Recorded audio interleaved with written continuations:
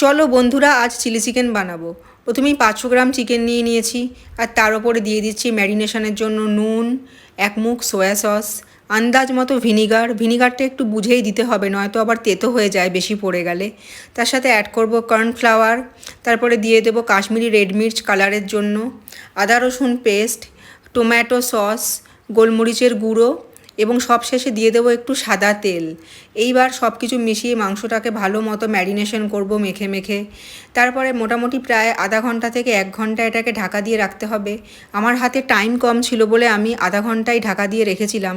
এইদিকে খোলা খোলা করে পেঁয়াজ ছাড়িয়ে নিয়েছি, চৌকো করে ক্যাপসিকাম এবং টমেটোগুলোকেও কেটে নিয়েছি।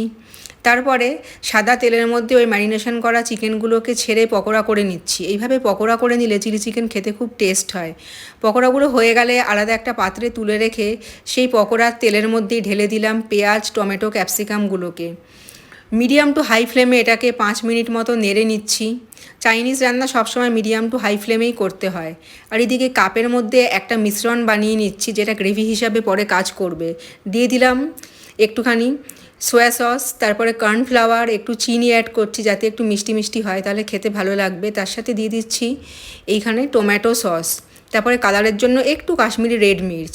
কিন্তু মিশ্রণটা ঘন হয়ে যাওয়াতে নাড়তে খুব অসুবিধা হচ্ছিল বলে একটুখানি জলও অ্যাড করেছি, এতে নাড়তে খুব সুবিধা হবে। এইভাবে নেড়েচেড়ে মিশ্রণটা তৈরি করার পরে ওইদিকে দেখলাম যে তেলের মধ্যে পেঁয়াজ, টমেটো, ক্যাপসিকামগুলো আধা ভাজা হয়ে গেছে। এই পর্যায়ে ওই পকোড়া করে রাখা চিকেনগুলোকেও ঢেলে দিয়ে সব শুদ্ধ একসাথে মিশিয়ে নেড়েচেড়ে নিচ্ছি। এটাও প্রায় 3 থেকে 4 মিনিট মতো হাই ফ্লেমে নাড়াচাড়াই করতে হবে। চাইনিজ রান্না কখনোই লো ফ্লেমে করতে নেই, তাহলে সেদ্ধ হয়ে যায়, আর সেদ্ধ হয়ে গেলে খেতে ভালো লাগে না। একটু ক্রিস্পি আর ক্রাঞ্চি হলেই ভাল লাগে। তারপরে ওই মিশ্রণ যেটা বানিয়েছিলাম ওইটাকেও ঢেলে দিলাম।